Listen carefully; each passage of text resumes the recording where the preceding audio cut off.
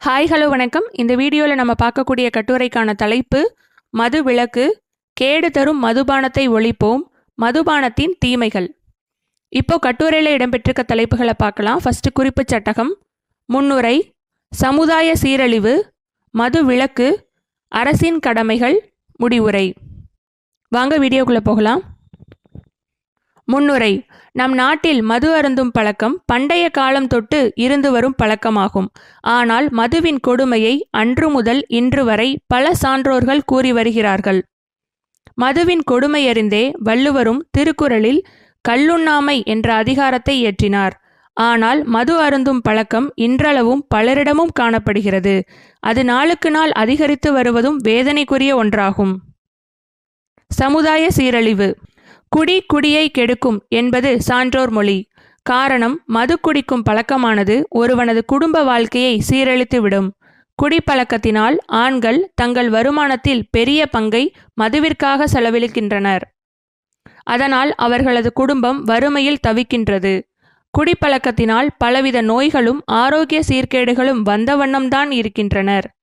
பெரியவர்கள் மட்டுமின்றி இன்று இளைஞர்களும் மது அருந்தும் பழக்கத்திற்கு உள்ளாகி வருகிறார்கள். இது நாட்டின் முன்னேற்றத்தையும் வளர்ச்சியையும் பாதிக்கும். குடிப்பவர்களின் உடல் நலத்தையும் பாதிக்கும். மதுவிலக்கு. மது குடிக்கும் பழக்கத்தின் கொடுமையை அறிந்து நம் தேசத்தந்தை காந்தியடிகள் மதுவிலக்கை ஒரு கொள்கையாகவே கருதினார். 1906 கள்ளுக்கடை மறியலை தொடங்கினார். அவரை பின்பற்றி தேசத்தில் பல தலைவர்களும் பல இடங்களில் மதுவிலக்கு பற்றி முழக்கமிட்டனர். தமிழகத்தில் ராஜாஜி அவர்கள் மதுவிலக்கை அமல்படுத்தினார்.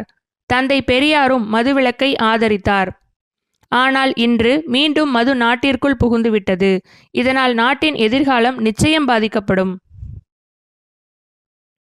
அரசின் கடமை. காந்தியடிகள் கூறியது போன்று மதுவிலக்கு நம் நாட்டில் நடந்தேற வேண்டும்.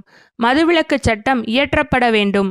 அரசிற்கு இதனால் வருவாய் இழப்பு நேரிடனும் சமுதாயத்தின் நலன் கருதியும் தேசத்தின் எதிர்காலம் கருதியும் மதுவிலக்கை கட்டாயமாக அமல்படுத்த வேண்டும். அதுபோல் கள்ளச்சாராயம், மது குறித்த விளம்பரங்கள் போன்றவற்றையும் கடுமையாக நீக்க வேண்டும். மது அருந்துவதனால் ஏற்படும் தீமைகளை பற்றி மக்களுக்கு விழிப்புணர்வு ஏற்படுத்த வேண்டும். அதுவே அரசின் தலையாய கடமையாகும். முடிவுரை. தனி மனிதனுக்கும் அவரது குடும்பத்திற்கும் இந்த சமுதாயத்திற்கும் கேடு தருவதே மது குடிக்கும் பழக்கமாகும். அதை அரசும் அரசோடு சேர்ந்து பொதுமக்களும் ஒழிக்க போராட வேண்டும். தனி மனிதனும் மது அருந்தும் பழக்கத்தை எப்பாடு பட்டேனும் கைவிட வேண்டும். அன்றே உண்மையான சமுதாயம் மலரும், ஆரோக்கியமான வாழ்க்கை பிறக்கும். இந்த வீடியோ உங்களுக்கு பிடிச்சிருந்தா லைக் பண்ணுங்க, ஷேர் பண்ணுங்க. மறக்காம ஜில்லுன்னு ஒரு பேஜ் யூடியூப் சேனலை சப்ஸ்கிரைப் பண்ணிக்கோங்க. உங்களுக்கு வேறு ஏதாவது டாப்பிக்கில் கண்டென்ட் வேணும்னா கமெண்ட் செக்ஷனில் கமெண்ட் பண்ணுங்கள். Keep supporting our channel. Thank you.